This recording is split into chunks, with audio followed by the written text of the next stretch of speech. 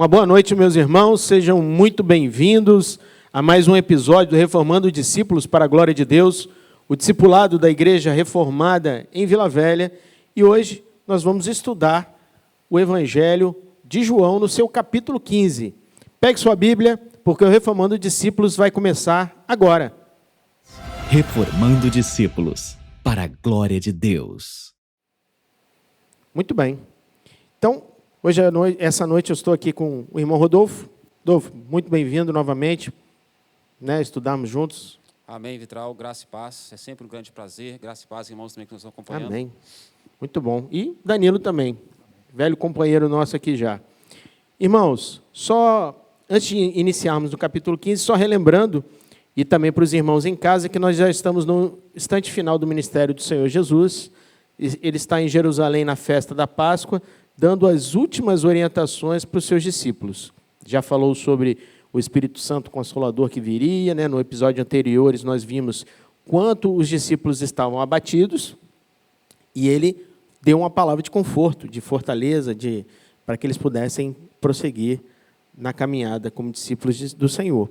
E aí Jesus continua dando novos ensinamentos. E hoje nós vamos aprender como é importante darmos frutos, sermos frutíferos. Então, eu vou só ler o primeiro versículo para a gente introduzir e nós vamos fazer aquele bate-papo nosso, tá? Então, Evangelho de João, capítulo 15, verso 1, diz assim: Eu sou a videira verdadeira e o meu pai é o agricultor. Vou ler o segundo também. Todo ramo que estando em mim não der fruto, ele o corta. E todo o que dá fruto, limpa, para que produza mais fruto ainda. Então, vamos começar. Rodolfo, Danilo, quem quiser, vamos falar sobre isso, sobre a frutificação espiritual. É interessante a forma como o capítulo é construído, porque existem duas formas que os apóstolos sempre usam para poder remontar uma cena ou trazer o Antigo Testamento para dentro do Novo. Uma delas é a citação, que pode ser direta ou indireta. Quando, por exemplo, o apóstolo vai e cita diretamente. Assim como diz o profeta Isaías, vai lá e transcreve o texto. Só que não é essa forma que João usa aqui. João está usando o que nós chamamos de paráfrase. Então, por exemplo, quando ele diz assim, eu sou a videira verdadeira. Quando ele traz, por que verdadeira? Porque existia outra. Então, quando isso, para o leitor original, ou para os discípulos que estavam ali, o que João estava querendo dizer? Lembra lá de Isaías 5, versículo 1. No capítulo 5 do livro de Isaías, o Senhor descreve uma vinha também, uma videira. Só que essa videira, ela fala o quê? Que o pai plantou, o pai regou, o pai cuidou. Só que essa vinha falhou e produziu frutos bravos. Só que Jesus está dizendo, olha, Israel falhou, mas Jesus Cristo é a videira verdadeira. E nele nós podemos produzir frutos. Então, ele foi o sacrifício perfeito. Ele estava selando ali como aquele perfeito que veio para morrer em nosso lugar. Então, ele traz o Antigo Testamento para dentro do Novo, mas dizendo, agora existe esperança. Nós estávamos até antes aqui um pouco falando sobre o eu sou. Foi a última vez que o Senhor se referenciou como eu sou. Era aquele último momento. E ele, nós até entendemos que quando ele usa essa expressão, ele assume uma responsabilidade que foi dada pelo Pai a ele naquele momento. Mas a figura do eu sou é a figura de Deus. Quando o Senhor falou com Moisés, na sarça, Jesus ele estava assumindo ali a sua divindade, porque ele também é Deus, mas ele também estava assumindo a responsabilidade de suprir aquilo que os discípulos teriam por necessidade, e também a igreja. Porque quando ele se coloca como a videira, e como o Rodolfo falou, em Isaías 5, o Senhor se referenciava a Israel como a videira. A videira era Israel, mas Israel falhou. Israel, ela se perdeu no caminho. Aí Jesus agora se coloca como uma videira original, a única, a verdadeira, em quem a igreja agora seria enxertada, e através da videira nós teríamos todos os recursos para que o nome do Senhor Deus, o Deus Pai, fosse glorificado em nossa vida. O Luiz Berkoff, né, que era um teólogo sistemático reformado, ele define essa união do cristão, do pecador com Cristo, né? Ele fala até união mística, mas nós não estamos referenciando a misticismo. É algo espiritual. Isso, uma união espiritual. É uma união espiritual. Ele se refere dizendo, é aquela união espiritual, íntima e vital entre Cristo e o seu povo, em virtude da qual ele é a fonte da vida e a força desse povo, de sua felicidade e de sua salvação. Cristo é tudo para a igreja. Amém. Então, só relembrando Danilo e Rodolfo. Então, Jesus ele inicia falando, eu sou a videira verdadeira, porque no original, no Antigo Testamento, nós vimos também quem era chamado de videira, era Israel, que foi o que vocês falaram, porém, não deu frutos. Né? O fruto que produziu não foi bom. Bravo. Mas ele foi bravo, exatamente. Mas ele fala que ele é a videira verdadeira, que no original quer dizer que é genuína, que é original, que é aquela que a verdadeira, a outra seriam cópias, ou seja, em Jesus Cristo nós encontramos vida, unidade, fertilidade, não é isso? Amém. E é Ele que nos sustenta, floresce e nos faz frutificar como servos de Deus. Quer falar mais alguma coisa? É interessante assim que nós estamos aqui, como o irmão bem colocou, diante do 7º eu sou de Jesus, dentro do Evangelho de João. E todo eu sou tem uma centralidade no papel de Cristo dentro do projeto de salvação. Eu sou o pão da vida, eu sou a luz do mundo, eu sou a porta, eu sou o bom pastor, eu sou a ressurreição, a vida, eu sou o caminho, a verdade e a vida. Mas agora Jesus Cristo, eu sou a videira verdadeira. E pela primeira vez, dentro desse papel, no 7º eu sou, já ampliando como sendo Ele a vida, todos os outros 6 eu sou, ele acrescenta um papel ao Pai dentro do projeto. Então, ele diz assim, eu sou a videira e o meu Pai é o agricultor. Eu acho isso fantástico, porque isso, quando nós chegamos no capítulo 3 de João, Jesus deixa claro que ele sabia quem ele era, sabia que o Pai já lhe havia confiado todas as coisas. Ele tinha todo o poder de resolver. Então, dentro do projeto de salvação, o que ele quer dizer quando o Pai é agricultor? A videira está fincada na terra. Então, mesmo Jesus sabendo quem ele era, quem cuidava dele, ele estava entregando com completa dependência durante o período de sua humilhação. Então, o que ele estava dizendo aos discípulos? Olha, eu sou a videira, vocês os ramos, mas o meu Pai é quem cuida de nós. Mesmo Ele tendo todo o poder para resolver, mesmo Ele tendo todo o poder para acabar até mesmo com a história da humanidade, Ele se entregou, Ele se humilhou, Ele se curvou, Ele veio até nós e se fez como um de nós. E como um de nós Ele disse, olha, eu confio no Pai. O Pai é quem cuida de mim. O próprio Jesus Cristo, sendo Deus, vindo de Deus para nós, Ele entregou a sua vida, a sua confiança toda ao projeto do Pai e se rendeu a Ele, como um ensino para nós, que virá no final do capítulo. É necessário sofrer, vocês vão me ver sofrer, vocês vão me ver na cruz, mas esse é o projeto de Deus. Ele é o agricultor, Ele cuida de mim. Glória a Deus. Danilo, então nós vimos 3 figuras aqui, que o Rodolfo já falou. Vemos Jesus, que é a videira, o Pai, que é o agricultor que cuida, e nós, que somos os ramos que ele apresenta, não é isso? E aí ele fala que os crentes são um ramo. E nós vamos ver que na palavra ele vai citar, Danilo, que existem 2 tipos de ramos. Um que é frutífero e outro que não é frutífero. Certo?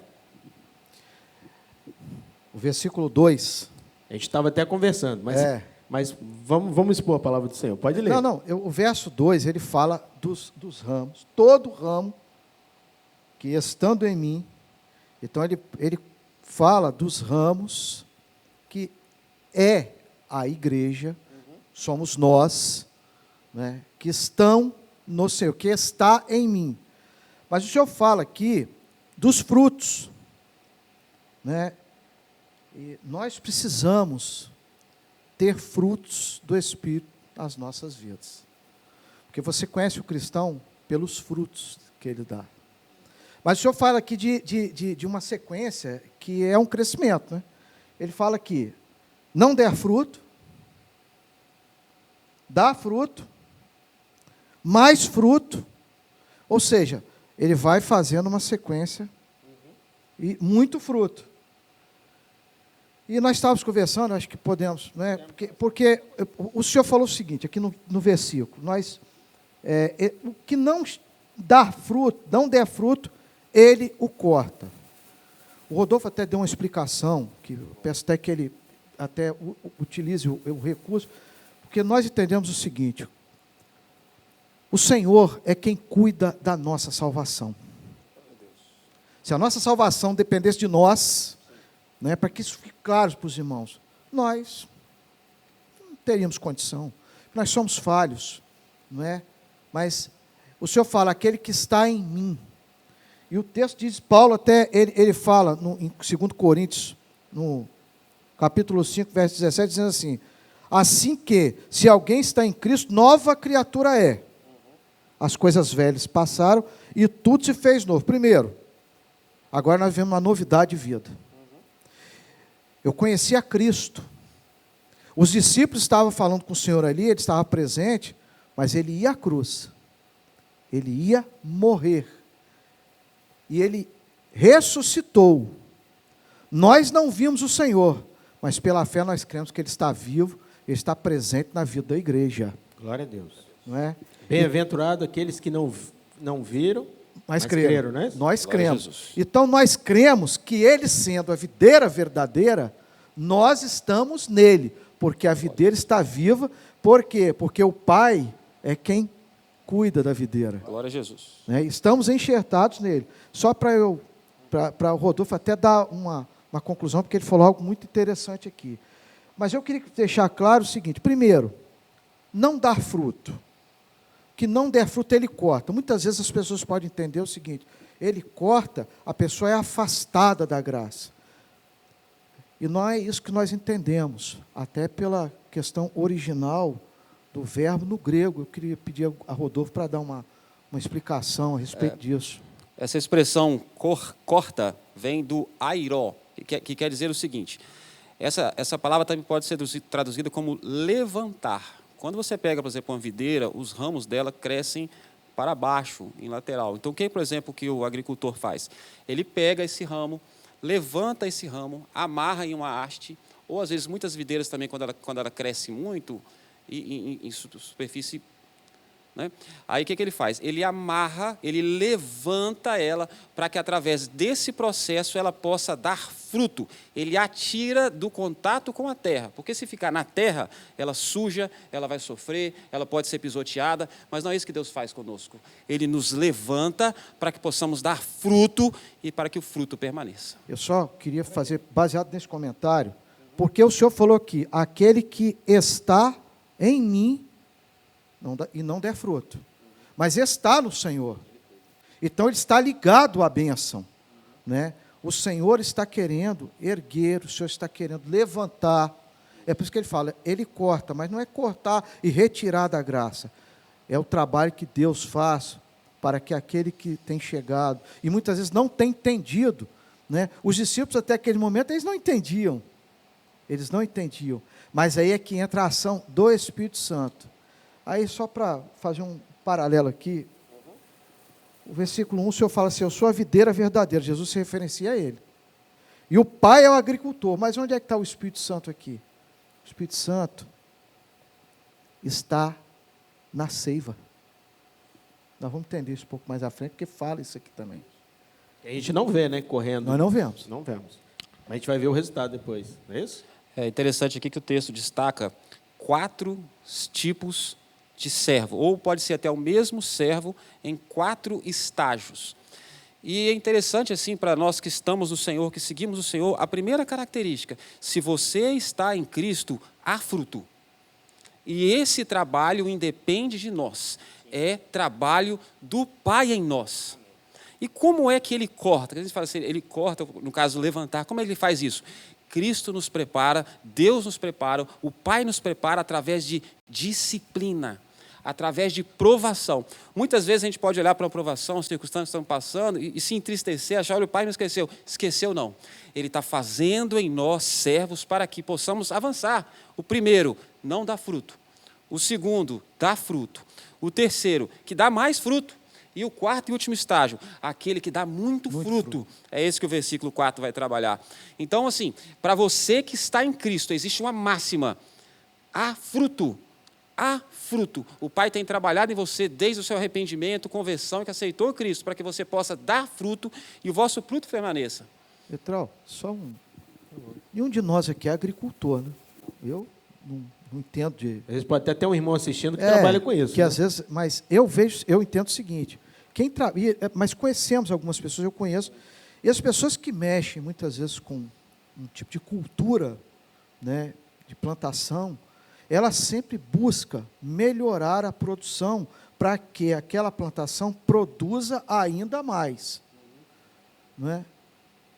Ainda mais Deus que conhece todas as coisas e é dono de todas as coisas. Glória a Deus. Queria só acrescentar no que vocês falaram, no verso 2 ainda, quando fala que ele corta, que o Rodolfo já explicou, que é levantar o fruto também.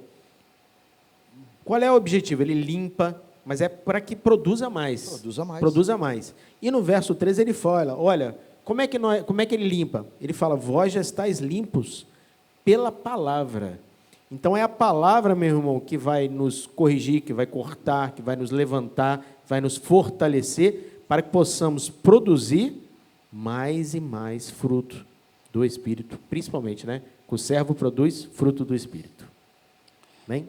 Amém. Eu entendo aí também que é como se fosse uma parábola autoexplicativa, né? Que ele fala assim, a vida da videira é a palavra.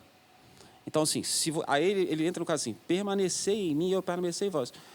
Então, assim, a própria palavra de Cristo é a permanência de Cristo em nós, através da operação e ministração do Espírito Santo, que vivifica em nós, que nos faz lembrar da sua palavra. Que como ele vai fechar o capítulo assim, olha, o Espírito Santo vem para testemunhar de mim, e vocês também testemunharão.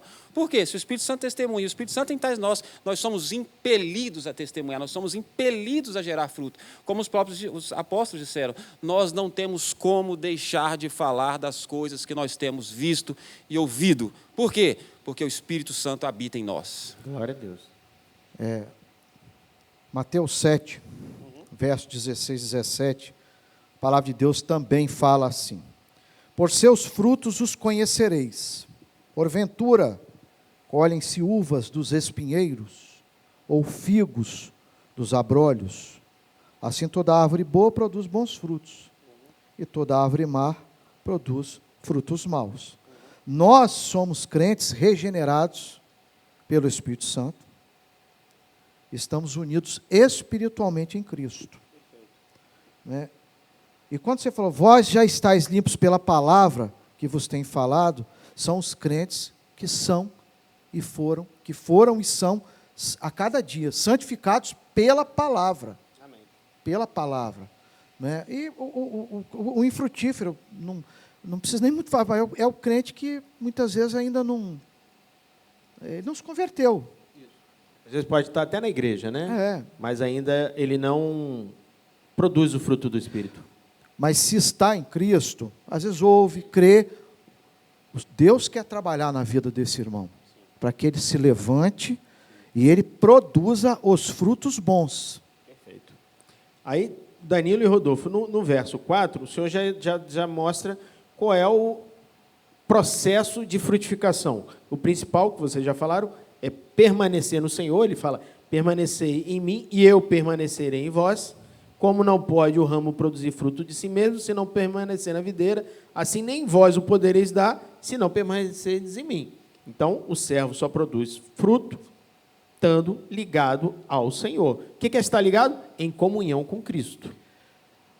Aí eu vou voltar, é aí que é a ação do Espírito Santo.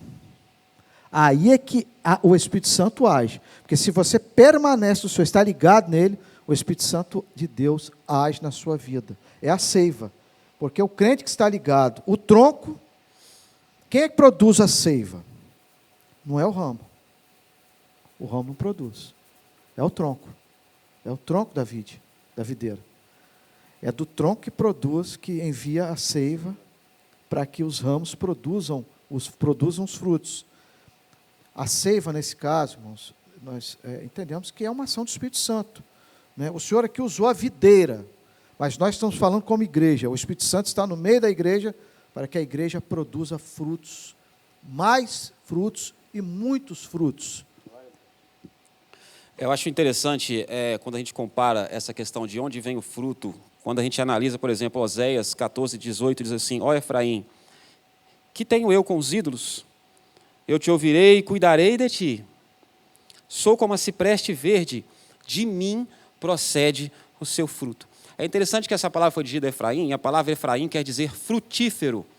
Naquela passagem de Oséias, os efraimitas estavam se achando que aquilo que eles estavam conquistando, o crescimento da tribo, era pertinente ao próprio trabalho deles. Então eles começaram a se ensoberbecer e acharam: fomos nós que frutificamos. E a tribo foi duramente julgada. Mas Deus fez um recado aqui: olha, se você dá fruto, é de onde sai de nós todo orgulho, porque tudo que é produzido na igreja, todas as almas que são acrescentadas, os frutos que a igreja vai colhendo, não vêm de nós. Como ele disse para a tribo de Efraim: de mim procede o seu fruto. Ou seja, para aquele leitor original, é muito forte que, como eles falharam e trouxeram a palavra até para que nascesse o Messias, que era o fruto esperado, esse fruto veio de Deus. Por isso que ele é o agricultor. Ele preparou o sacrifício, ele preparou o filho, ele preparou o holocausto. E Deus amou o mundo de tal maneira que deu o seu filho unigênito. Foi o fruto que a videira trouxe até nós através da revelação que foi dada em Gênesis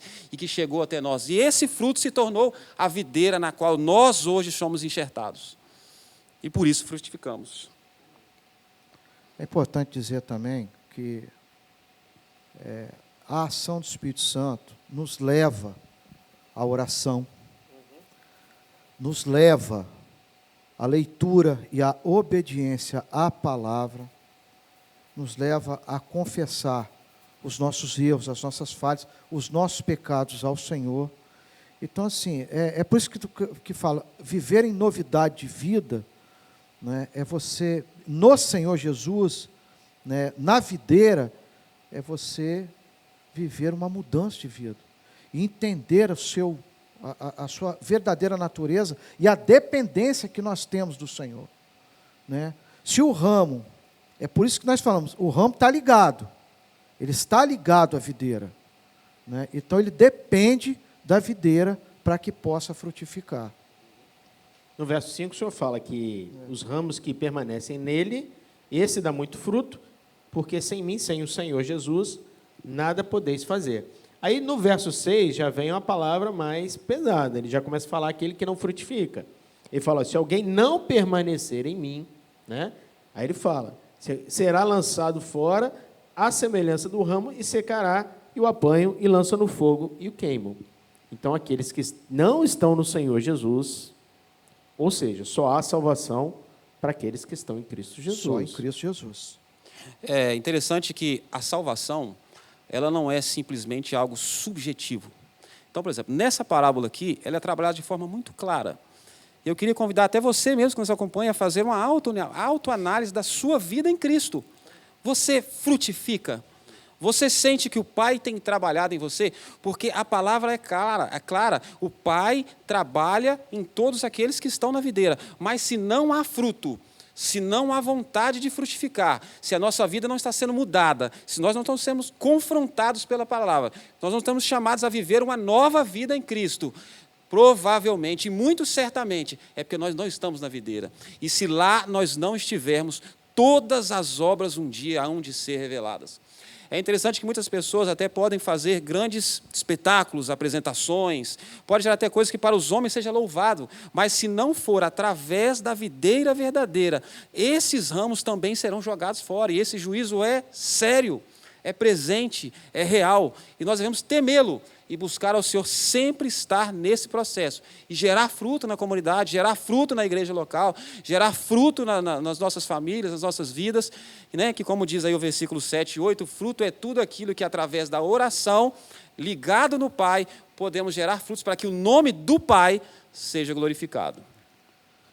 Nós precisamos entender que tipo de ramo nós somos, né? Nós somos. Exatamente. Somos o ramo que não dá fruto? É uma análise, né? Somos um ramo que dá fruto? Somos um ramo que dá mais fruto? Ou somos um ramo que dá muito fruto? Eu acho que nós podemos simplificar isso da seguinte forma: nos deixarmos levar pela vontade do Pai, obedecermos a palavra. Se nós atendermos a palavra, obedecermos a palavra, orarmos mais, nós vamos dar muito fruto. E o nome do Senhor, do Pai, vai ser glorificado em nossa vida. Glória a Deus. Glória a Deus. Quando Jesus encerra esse assunto sobre os servos, os seus discípulos darem frutos, no verso 9 ele já começa a falar sobre o amor. Ele fala: olha, como o Pai me amou, também eu vos amei, permanecei no meu amor. E se guardardes os meus mandamentos, permaneceis no meu amor, assim como também eu tenho guardado os mandamentos do meu Pai, e no seu amor permaneço. Então ele está fazendo também uma analogia, como ele fez de estar ligado à vinha, também ele fez com relação ao amor. Né? De estarmos, temos essa ligação de amor com ele, como ele tem também com o Pai. E aí nós vemos que, qual é o primeiro padrão desse amor? O primeiro ele fala no verso 9, o amor de Cristo por nós é igual ao que ele recebeu do Pai, é o amor ágape, ou seja, é um amor soberano, sacrificial, espontâneo, que consiste em amar independente do valor e das qualificações, sem esperar nada de troca. Não é isso? É interessante aqui, porque esse mandamento ele foi dado no capítulo 13, né? E a forma como ele é dado aqui, porque o que acontecia? Até então, a lei dizia o seguinte: amarás, pois, o Senhor teu Deus de todo o teu coração, de toda a tua alma, de toda a tua força, de todo o teu entendimento. Então, existia um amor a Deus. Aí, em segunda instância, semelhança a esta, ele disse: e ao próximo como a ti mesmo. Então, é como se o amor em mandamento fosse dividido em dois polos. Polo 1 a Deus, polo 2 ao seu irmão. Agora, presta atenção que quando esse novo mandamento é dado, não temos mais dois polos. Por que não tem mais o amor a Deus? Não é dizer que não precisamos de amar a Deus assim, esse é o maior dos mandamentos. Mas por que não tem mais dois polos? Ora, amar a Deus assim ao seu próximo. Porque ele se fez homem. E ele nos amou assim. Porque ele nos amou com toda a sua alma. Ele nos amou com todo o seu corpo, porque ele se entregou, ele nos amou com todo o seu entendimento para cumprir o projeto do Pai. Esse é o amor que ele demonstrou por nós. Então, nós estamos aqui diante do segundo relacionamento dessa passagem. O primeiro, o relacionamento do crente com a videira e com o Pai. E agora, o relacionamento dos irmãos uns com os outros. E assim que a palavra nos ensina, se nós não amamos ao nosso irmão, ao qual nós vemos, como então poderemos amar ao Pai, aquele a quem não vemos? Então o amor é um estilo de vida obrigatório do servo que recebe a videira em si. Amor é a nossa forma de viver. Nós éramos pecadores. Aliás, nós somos pecadores. Mas quando eu falo éramos, é porque lá no início de todas essas coisas, nós já éramos pecadores. Mas Deus, o Pai, nos amou de tal maneira que enviou o seu Filho para assumir a nossa culpa. Ele foi à cruz, que era para nós, e morreu na cruz para nos garantir a salvação e a vida eterna. Que amor, como é que você explica isso?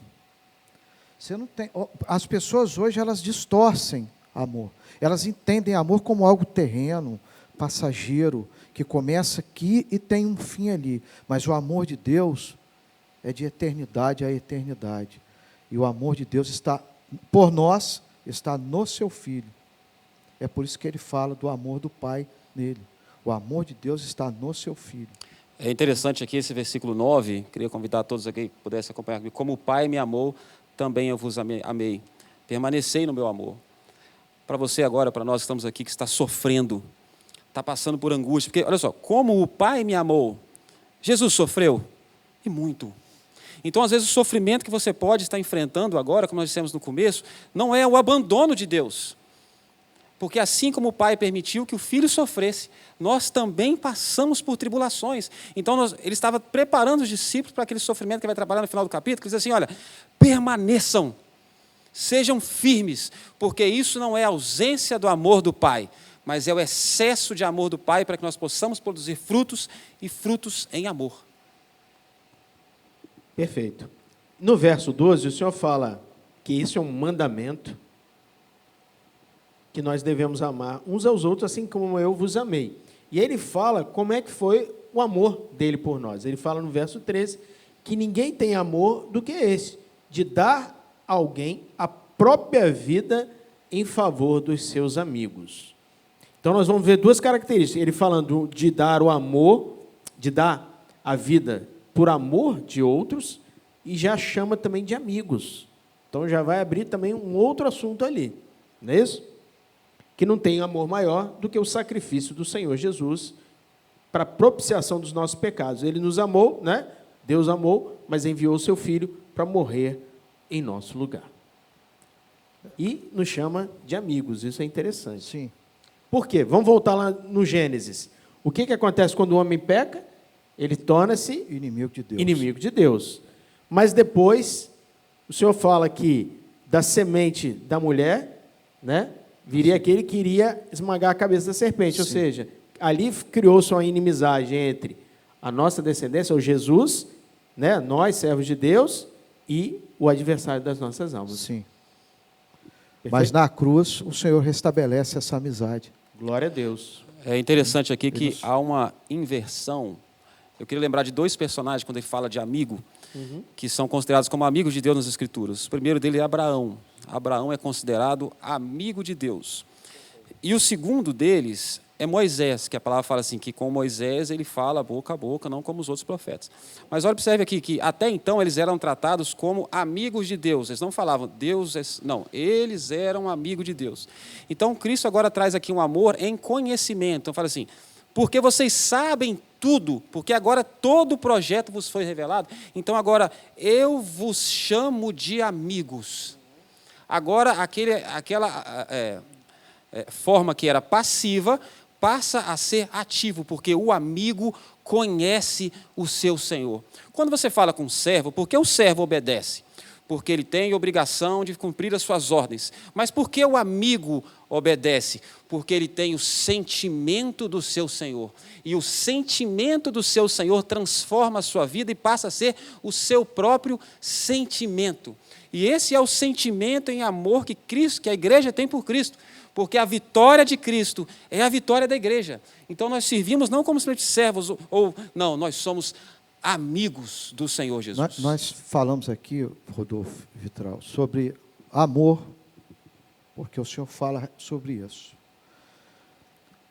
Mas se nós perguntássemos a qualquer pessoa o seguinte, qual a referência de amor que você tem?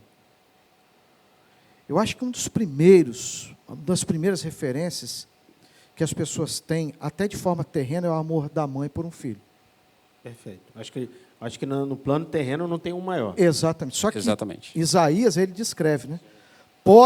Isaías 53. Não, 49. 49. Isaías 49, perdão. Isaías escreve o seguinte, pode uma mãe esquecer-se do filho que cria e não se compadeça dele? Exatamente. E o Senhor termina falando o seguinte, no Isaías, eu, todavia, não me esquecerei de ti, porque tenho Gravado em ti, Gravado. na palma das minhas mãos. Glória a Jesus. nas palmas das minhas mãos. Meus irmãos, esse é o verdadeiro amor. E quando fala aqui de amigo, né, por que Jesus se referenciou a eles como amigo? Porque o Senhor conhecia o íntimo do coração deles. O Senhor, ele trazia aquilo que era a intimidade do Pai e revelava aos seus discípulos. A igreja, neste último momento, ela não está perdida, ela tem a palavra. Ela conhece a intimidade de Deus, ela conhece a verdade de Deus, ela conhece a vontade de Deus. Então, ele é o amigo que revela aquilo que é a vontade e a verdade do Pai. Nós sabemos, como igreja, para onde nós vamos. Nós conhecemos o caminho. Aí eu vou fazer referência ao capítulo 14, que nós já estudamos. Quando Jesus fala, eu sou o caminho, a verdade e a vida. Quando ele vai à cruz, ele inaugura o caminho, porque ele vai na frente. O caminho está aberto. A igreja conhece esse caminho. E ela conhece já a eternidade, porque Jesus revelou a eternidade da igreja através da sua palavra. Então, mas nós precisamos demonstrar ao Senhor, né, como podemos valorizar essa amizade dele por nós. Aí há algumas características, né, obedecendo a sua palavra, não é, desfrutando da sua confiança, né, confirmando a nossa eleição. Não é? Jesus escolheu, ele nos escolheu primeiro, ele escolheu os seus discípulos. Não é? Ele não fez eu vou fazer até um comentário, uma brincadeira, ele não fez um concurso público, fazer um concurso, saber quem é que vai ser meu discípulo, aí você, não, ele foi lá e foi chamando um por um, segundo a sua soberania. Se fizesse concurso, não passava ninguém. Não passava ninguém. Não passava ninguém. Eu acho magnífico aqui, completando o que o irmão está dizendo, o final do versículo 15. A importância que esse texto dá às Escrituras e aquilo que Deus fez. Porque hoje a gente vê muitas pessoas, às vezes, perdidas, né, esperando novas revelações, trazendo sua vida e sua família, às vezes, na mão de coisas incertas, quando ele diz assim, porque tudo quanto ouvi de meu Pai vos tenho dado a conhecer. Ele falou tudo. Tudo que nós precisamos, tudo que a alma precisa, tudo para completar o anseio da alma, tudo que pode satisfazer o homem. Em Cristo nós temos tudo, tudo. Louvado seja o nome de Jesus.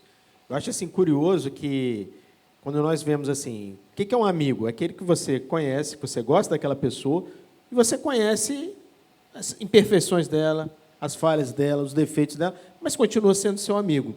Jesus é assim, ele conhece todas as nossas falhas, todos os nossos erros, mas é o que o Rodolfo falou, ele nos ama, ele nos transmite tudo do Pai, e no verso 16 ele faz uma coisa maravilhosa, meus irmãos, ele fala de uma eleição incondicional. Ele começa a dizer que não fostes vós que me escolhestes, porque a palavra do Senhor fala que ninguém busca a Deus, mas foi Deus que escolheu a mim, o Danilo, o Rodolfo, e escolheu você também que está na sua Glória casa. a Deus. E qual foi o objetivo do Senhor nos escolher? Eu escolhi a vós e disse para que vades, mas para quê? Vou para onde? Fazer o quê? Dar fruto, que deis fruto e que o vosso fruto permaneça. Então, meu irmão, minha irmã, a bênção de Deus é essa, você é amado pelo Senhor, você estando no Senhor, você é amigo do Senhor, você foi uma escolha incondicional, não dependeu nada de você, foi somente da vontade de Deus, da soberania do Senhor, e o Senhor te escolheu com uma função, para que você resplandeça a glória de Deus, para que você vá e dê fruto, onde quer que você esteja, você seja usado pelo Senhor e dê muito fruto. Amém? Algum dos irmãos quer concluir mais alguma coisa? Essa doutrina ela é muito questionada, né, quando fala assim que o Senhor nos escolheu, mas é interessante assim que ele não simplesmente escolheu como forma estática. Ah, não, você está salvo e acabou. Isso foi muito bem trabalhado aqui nesse capítulo aqui, né, nesse Reformando Discípulos aqui, porque ele fala assim, você foi eleito, mas você foi eleito para que você vá e dê fruto. Então, quando o Senhor chama alguém, não é porque ele vai fazer o que você quiser. Não, não, não. Nós estamos sendo constantemente trabalhados pelo agricultor. É impossível trabalhar isso aqui sem usar a palavra santificação. O processo de santificação, de limpeza que ele faz em nós e do fruto que é gerado na vida daquele que Cristo elege. Então, ele nos elege para uma nova vida, para uma vida em esperança, para uma vida de gozo completo, como o próprio texto que acabamos de ler aqui nos traz. Então, fomos eleitos, mas eleitos para dar frutos. Então, hoje nós vamos encerrar aqui, só concluindo no verso 17, que diz que, isso vos mando que vos ameis uns aos outros. Então, nós vimos a consequência de darmos frutos, de amarmos uns aos outros, de sermos amigos do Senhor, de sermos escolhidos pelo Senhor, mas sempre com o objetivo de darmos fruto. Nós vimos aqui nesse capítulo o amor do Senhor, porém nós vamos ver a consequência no próximo capítulo, Reformando Discípulos, que isso, por enquanto, pelo mundo, a ação é o contrária. Nós não vemos amor, nós vemos, sim, um ódio pela igreja. Então, aguardo vocês, já convido os irmãos a estarem conosco no próximo Reformando Discípulos para a glória de Deus, onde fecharemos o capítulo 15 do Evangelho de João. Danilo, obrigado aí pela ajuda. Amém. Rodolfo, da mesma forma. Amém. E um forte abraço, meus irmãos, uma boa semana a todos. Fiquem com Deus. Reformando discípulos para a glória de Deus.